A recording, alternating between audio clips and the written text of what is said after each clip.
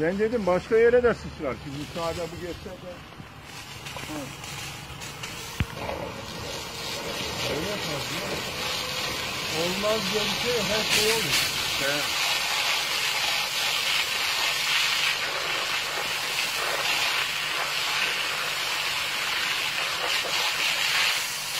Bir de şurada var ustam delik. Öbür tarafında var bak, oradan da çıkıyor.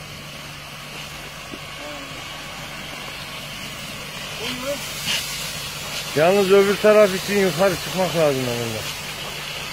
O odunları da, daha odun da burada yukarıya attım odunlarını. Evlence yapıyor.